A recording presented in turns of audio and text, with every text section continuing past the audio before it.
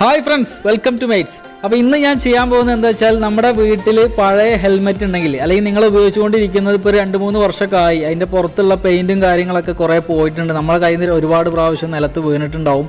അപ്പോൾ അങ്ങനെയൊക്കെ കുറച്ച് അതിൻ്റെ പുറം ഭാഗമൊക്കെ കേട് വന്നിട്ടുള്ള ഹെൽമെറ്റുകളാണ് നിങ്ങളുടെ കയ്യിൽ. ഉൾഭാഗം ക്ലിയർ ആയിരിക്കണം കേട്ടോ, കാരണം നമ്മൾ ഉപയോഗിക്കുന്ന ഹെൽമെറ്റ് എപ്പോഴും സുരക്ഷിതത്വം ഉണ്ട് എന്ന് ഉറപ്പ് വരുത്തണം.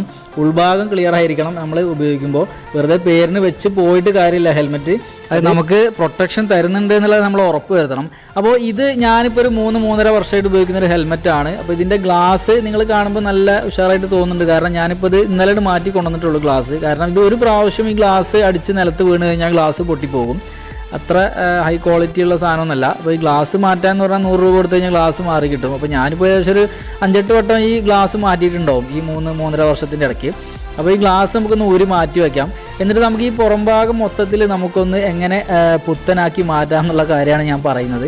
ആർക്ക് വേണമെങ്കിലും സിമ്പിളായിട്ട് വീട്ടിൽ വെച്ച് ചെയ്യാവുന്ന കാര്യമുള്ളത്, വളരെ കുറച്ച് സാധനങ്ങൾ ഉപയോഗിച്ചുകൊണ്ട്. അപ്പോൾ ഞാനിത് ആദ്യം ചെയ്യുന്നത് എന്താ വെച്ചാൽ, നമ്മുടെ സാൻഡ് പേപ്പർ, ഇപ്പോൾ ഞാനിവിടെ 100 എന്ന നമ്പറുള്ള സാൻഡ് പേപ്പറാണ് ഉപയോഗിച്ചിട്ടുള്ളത്. അപ്പോൾ ചെറിയൊരു കഷ്ണം മാത്രം മതി നമുക്ക് ഈ ഒരു മൊത്തം ഹെൽമെറ്റ് മൊത്തം ഒന്ന് സാൻഡ് ചെയ്ത് എടുക്കണം എന്നുണ്ടെങ്കിൽ.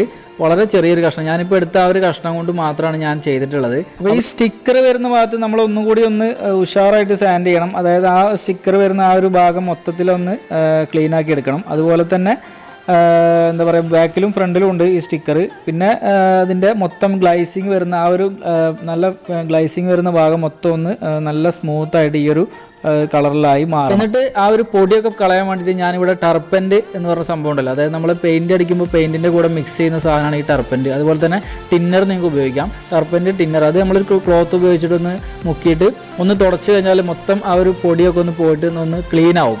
ഇനി എന്നിട്ട് നമുക്കിതൊന്ന് വലിയാൻ വേണ്ടി, അതായത് ഇതൊന്ന് ഉണങ്ങാൻ വേണ്ടിയിട്ട് കുറച്ച് സമയം ഒന്ന് വെയിറ്റ് ചെയ്യണം. നന്നായിട്ട് ഉണങ്ങിയതിന് ശേഷമേ നമ്മൾ പെയിൻറ്റ് ചെയ്യാൻ പാടുള്ളൂ. ഈ ഒരു ടർപ്പൻ്റിൻ്റെ ആ ഒരു നനവ് പോയതിന് ശേഷമേ നമ്മൾ പെയിൻറ്റ് ചെയ്യാൻ പാടുള്ളൂ. അത് പ്രത്യേകം ശ്രദ്ധിക്കണം.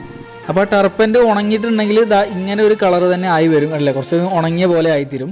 അപ്പോൾ ഇത് എന്താ വെച്ചാൽ നമ്മൾ പൊടി മൊത്തം പോയിട്ടുണ്ടാവും എന്ന് മാത്രം. ഓക്കെ, അപ്പോൾ ഇനി നമ്മൾ ചെയ്യേണ്ടതെന്ന് വെച്ചാൽ, നമ്മുടെ പെയിൻറ്റ് ആവാൻ പാടില്ലാത്ത ഭാഗങ്ങൾ മുഴുവനായിട്ട് ഒരു ടാപ്പ് ഉപയോഗിച്ചിട്ട്, ഈ അറ്റങ്ങളിലൊക്കെ ടാപ്പ് ഉപയോഗിക്കുക, ബാക്കി ഉൾഭാഗങ്ങളിലൊക്കെ സാധാരണ ന്യൂസ് പേപ്പർ ഉപയോഗിച്ചുകൊണ്ട് ഒന്ന് മറച്ച് വയ്ക്കുക.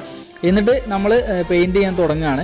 ഓക്കെ, അപ്പോൾ പെയിൻറ്റ് ചെയ്യുന്നതിന് മുമ്പായിട്ട് ഞാൻ മേടിച്ച സാധനം ഒന്ന് കാണിച്ചു തരാം. അതായത് എയറോസോൾ എന്ന് പറഞ്ഞ കമ്പനിയുടെയാണ്. നിങ്ങളൊക്കെ കേട്ടിട്ടുണ്ടാവും, കണ്ടിട്ടുണ്ടാവും.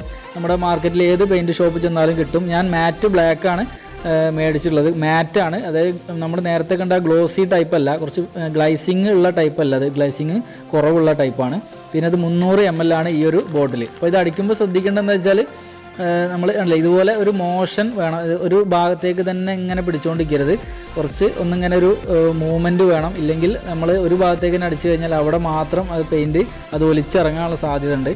അപ്പോൾ അങ്ങനെ മുഴുവനായിട്ടും ഒറ്റ കോട്ട് നമ്മൾ അടിച്ച് കഴിഞ്ഞിട്ടുള്ള ആ ഒരു അവസ്ഥയാണ്. അപ്പോൾ അത്യാവശ്യം നല്ല കവറേജ് കിട്ടിയിട്ടുണ്ട് ഫസ്റ്റ് കോട്ട് തന്നെ. അപ്പോൾ നമ്മൾ രണ്ടാമത്തെ കോട്ടാണ് ഇപ്പോൾ അടിച്ചുകൊണ്ടിരിക്കുന്നത്. അപ്പോൾ നിങ്ങൾക്കൊരു 3 കോട്ടൊക്കെ അടിക്കണം എന്ന് ആഗ്രഹം ഉണ്ട് എന്നുണ്ടെങ്കിൽ നിങ്ങൾ കുറച്ചും കൂടി വലിയ ഒരു 400 മില്ലി ഒക്കെ ഉള്ള ബോട്ടിലുകൾ അവൈലബിൾ ആണ്, അത് മേടിക്കുക. പക്ഷേ എന്താ വെച്ചാൽ, ഈ 300 ml പ്രൈസും 400 ഭയങ്കര വ്യത്യാസമുണ്ട്. അപ്പോൾ എനിക്ക് 2 കോട്ട് അടിച്ചാൽ മതി എന്നുള്ളതുകൊണ്ടാണ് ഞാൻ ഇത് മേടിച്ചത്. പിന്നെ ഒരുപാട് പൈസ ചിലവാക്കുന്നതിൽ വലിയ കാര്യമൊന്നുമില്ല, നമ്മുടെ കാര്യം നടക്കുക എന്നുള്ളതാണ്. അപ്പോൾ ഇതിപ്പോൾ 300 ആയതുകൊണ്ട് കറക്റ്റ് 2 കോട്ടിന് പെർഫെക്റ്റ് ആണ് സംഭവം. കണ്ടില്ലേ, 2 കോട്ട് അടിച്ചു, കറക്റ്റാണ്, നന്നായിട്ട് കവറിങ് കിട്ടിയിട്ടുണ്ട്. ഒരു 5 മിനിറ്റ് മതി ഇത് ഉണങ്ങാൻ വേണ്ടിയിട്ട്. ഫസ്റ്റ് കോട്ട് അടിച്ച് കഴിഞ്ഞ് ഒരു 5 മിനിറ്റ് അല്ലെങ്കിൽ ഒരു മാക്സിമം 10 മിനിറ്റ് അതിൻ്റെ ഉള്ളിൽ നമ്മൾ അടുത്ത രണ്ടാമത്തെ കോട്ട് നമുക്ക് അടിക്കാം. അപ്പോൾ ഈ രണ്ടാമത്തെ കോട്ട് അടിച്ച് ഒരു 5 മിനിറ്റ് കഴിഞ്ഞാൽ ഇത് വീണ്ടും ഉണങ്ങും. ഉണങ്ങി കഴിഞ്ഞിട്ട് നമുക്ക് നമ്മുടെ ഈ പേപ്പറൊക്കെ എടുത്ത് മാറ്റാം. കണ്ടില്ല. അപ്പോൾ ഇനി നമ്മൾ ചെയ്യാൻ പോകുന്നത് വെച്ചാൽ, ഇതിന് ഗ്ലൈസിങ് കുറവുള്ള പെയിൻ്റാണല്ലോ ഞാൻ അടിച്ചത്, അതായത് മാറ്റ് ബ്ലാക്കാണ് അടിച്ചത്. അപ്പോൾ എൻ്റെ കയ്യിൽ നേരത്തെ ഉണ്ടായിരുന്ന ഒരു ഇതാണത്, വാക്സ്, ഒരു പോളിഷിങ് വാക്സ് ആണത്, 3M എന്ന കമ്പനിയുടെയാണ്. അപ്പോൾ നേരത്തെ കുറേ കാലങ്ങളായിട്ട് എൻ്റെ കയ്യിലുള്ളതായിരുന്നത്, ഉപയോഗിക്കാതെ ഇങ്ങനെ കിടക്കുകയായിരുന്നു. അപ്പോൾ ഞാൻ ഏതായാലും ഇതിനെ അങ്ങ് ഉപയോഗിക്കാമെന്ന് വിചാരിച്ചു. അപ്പോൾ അത് ഉപയോഗിക്കാൻ നിങ്ങൾക്ക് താല്പര്യം ഉണ്ടെങ്കിൽ ഉപയോഗിക്കാം, അല്ലെങ്കിൽ ഇത് ഉപയോഗിച്ചില്ലെങ്കിലും കുഴപ്പമൊന്നുമില്ല. അപ്പോൾ ഇത് ചെയ്യാൻ വളരെ ഈസിയാണ്. കുറച്ച് ഭാഗത്ത് നമ്മൾ ഇതുപോലെ തേച്ചതിന് ശേഷം ഒരു സർക്കുലർ മോഷനിൽ ഇങ്ങനെ ഒന്ന് അപ്ലൈ ചെയ്യുക.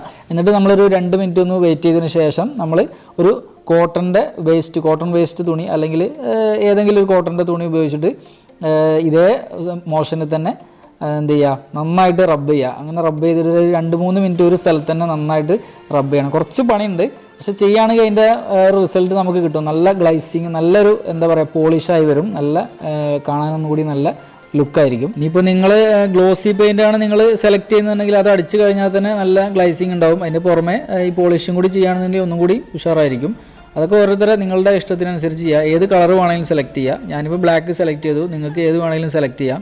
ഏത് കളറിൽ വേണമെങ്കിലും നമ്മുടെ ഈ പെയിൻറ്റ് അവൈലബിൾ ആയിരിക്കും. അപ്പോൾ ഇനി നമ്മുടെ അവസാനത്തെ പണിയാണ്, അതായത് നമ്മുടെ സ്റ്റിക്കർ ഒട്ടിക്കുക എന്നുള്ളൊരു പണിയാണ്. അപ്പോൾ ഈ സ്റ്റിക്കർ എവിടെ നിന്ന് കിട്ടിയെന്ന് വെച്ച് കഴിഞ്ഞാൽ നമ്മളെ ടൗണിലൊക്കെ ഒരുപാട് സ്റ്റിക്കറിൻ്റെ കടകളുണ്ട്. അപ്പോൾ അവിടെ പോയിട്ട് നമ്മുടെ ഏതാണോ ഹെൽമെറ്റ്, ആ ഹെൽമെറ്റിൻ്റെ സെയിം കമ്പനി ആണെങ്കിൽ അങ്ങനെ, അതല്ലെങ്കിൽ നിങ്ങൾ ഇഷ്ടം പോലെ ചെയ്യാം. പക്ഷേ നല്ലതെന്താ വെച്ചാൽ അതേ കമ്പനിയും അതേ ISI അതുപോലെ അതിൻ്റെ നമ്പറും കാര്യങ്ങളൊക്കെ അത് തന്നെ അതേപോലെ തന്നെ ചെയ്യുന്നതാണ് നല്ലത്. കാരണം ഇപ്പോൾ ചെക്കിങ്ങും കാര്യങ്ങളൊക്കെ വരുമ്പോൾ അതൊക്കെ ഒരു ഫാക്ടറാണ്. അതുകൊണ്ട് പിന്നെ തോന്നിയ പോലെയുള്ള സംഭവങ്ങളൊന്നും ഒട്ടിച്ച് വയ്ക്കാതെ കറക്റ്റ് രീതിയിൽ തന്നെ ചെയ്യുന്നതാണ് നല്ലത് കേട്ടോ.